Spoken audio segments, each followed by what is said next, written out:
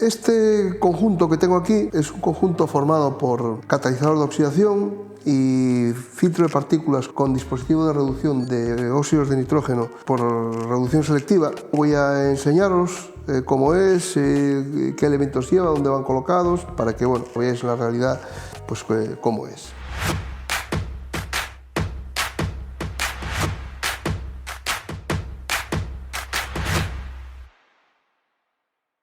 Es para una motorización 1006 o 2000. El turbo vendría en esta posición, de forma que los gases que saldrían de la turbina de gas de escape calientes pasarían aquí. En esta primera parte que tenemos aquí, este componente que tengo aquí, que estoy tocando, es el catalizador de oxidación. Y vemos que a la entrada del catalizador de oxidación tengo dos sondas, que sería sonda de banda ancha y sensor de NOx, y tengo un sensor de temperatura, que es este que tengo aquí. O sea que este es el sensor que mide la temperatura antes del catalizador de oxidación. El catalizador de oxidación, hay una fotografía que se ve la parte interior, que os enseñamos ahora ahí, se ve claramente que es un catalizador de oxidación en el cual el monolito es un monolito metálico. Se está formado como una especie de lámina metálica corrugada como un cartón, arrollada sobre sí mismo, y así es como forma los canales. Este tipo de monolito empleado en este catalizador es de ese estilo. Entra en temperatura, alcanza la temperatura muy rápidamente, es una de las ventajas que tiene, pero tiene el inconveniente de que con temperaturas altas pueden llegar a dañarse, pueden llegar a fundirse. La ventaja principal es que alcanzan la temperatura de régimen de funcionamiento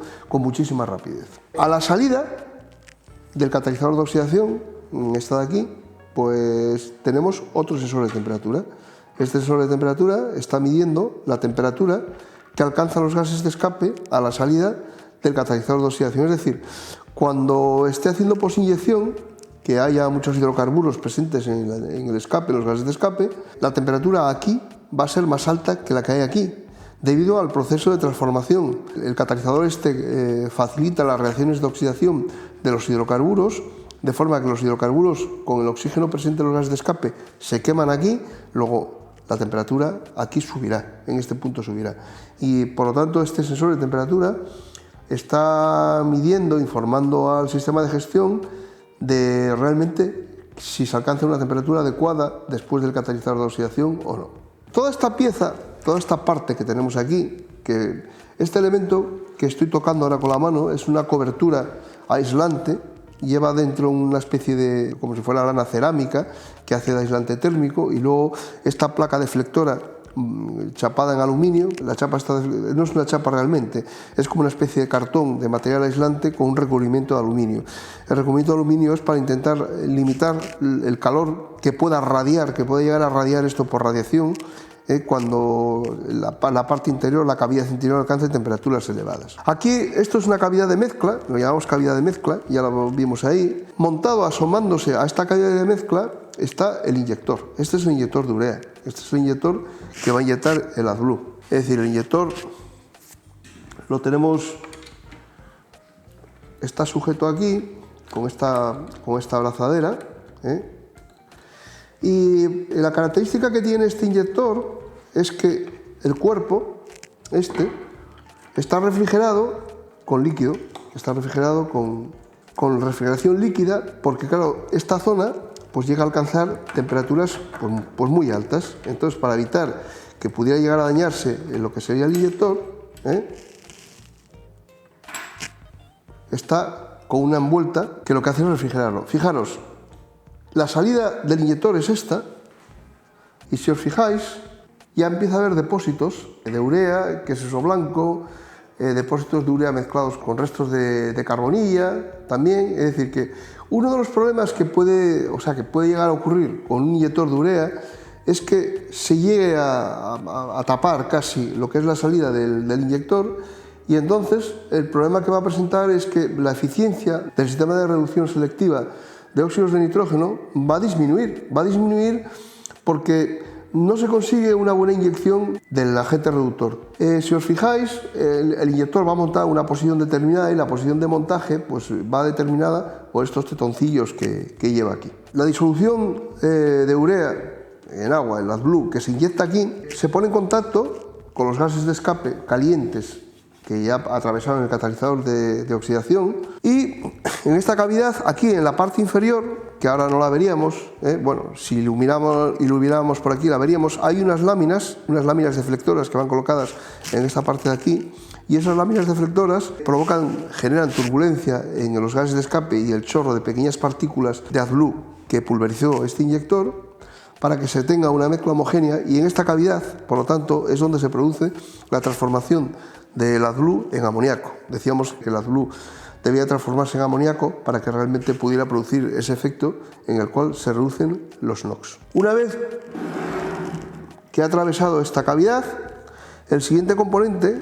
que vemos, que es este, que hay aquí, y este es el componente que comentábamos en teoría, que hacía una doble función. Un DPF, un filtro de partículas, capaz de retener partículas de hollín, bueno, claro, lógicamente la ceniza también que acompañen, y a su vez tiene un recubrimiento interno a base de zeolita de cobre que le confiere las propiedades adecuadas para producir la reducción de los óxidos de nitrógeno en contacto con el amoníaco que se ha producido en la cavidad esta de aquí. Este componente, este elemento, como podéis ver por aquí por la parte de delante, tendríamos la salida de gas de escape, el gas de escape saldría por aquí y continuaría por la línea de escape, y esta pieza, este hueco que tenemos aquí de forma cilíndrica, aquí va montado el conjunto formado por un intercambiador de calor, un enfriador para los gases de escape de la EGR que se refrigeran con líquido refrigerante, iría montado aquí, y también en el propio conjunto iría la EGR, que es una EGR de mariposa. Es decir, aquí ahora falta, no la tenemos montada, pero bueno, iría montada aquí, de forma que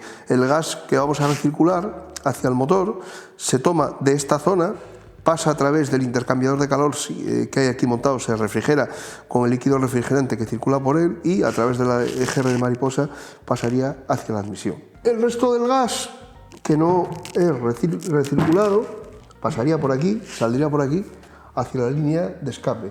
Bueno, veréis que el aspecto es el de un DPF normal, pero la única diferencia es la deposición esa que hay ahí. Bien, ¿qué más vemos aquí? A la salida de los gases de escape hay otro sensor de temperatura, es este sensor que estoy tocando aquí, y luego veis que a la salida del DPF hay un conducto que es este, y a la entrada del DPF hay otro conducto que es este, es decir, el conducto que está a la salida es este, que viene por aquí, y viene por aquí, y viene aquí.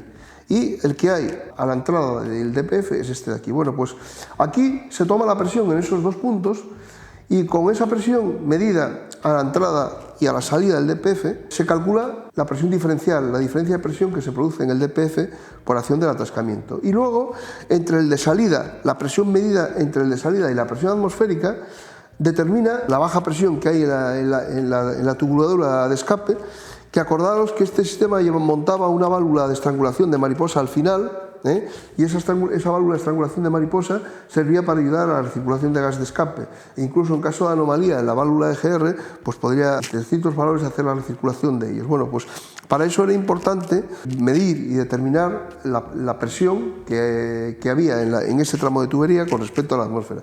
Bueno, pues la medición que se hace con el tubo que sale, que mide la presión después del DPF y la presión atmosférica la está midiendo el calculador, la utiliza para más funciones, pues es capaz de determinar la presión que hay con respecto a la atmósfera en esa línea de tubuladura. Bien, comentaros que si tuviéramos algún defecto asociado a falta de eficiencia en el conjunto de desnitrificación, en el sistema que elimina los NOx que se han formado en el motor, las causas pueden ser varias. O sea, podría ser un problema de falta de eficiencia del catalizador de NOx que va montado aquí en el DPF. Podría ser un problema pues, en el que el AdBlue no fuera adecuado, estuviera degradado, pero también podría ser un problema de que por un acumulamiento de porquería o de suciedad, aunque eléctricamente el inyector funcione, aunque esté eléctricamente bien, la bobina no esté dañada, los cables no estén dañados y lo active, claro, el sistema no detectaría ninguna anomalía de tipo eléctrico porque realmente eléctricamente está bien.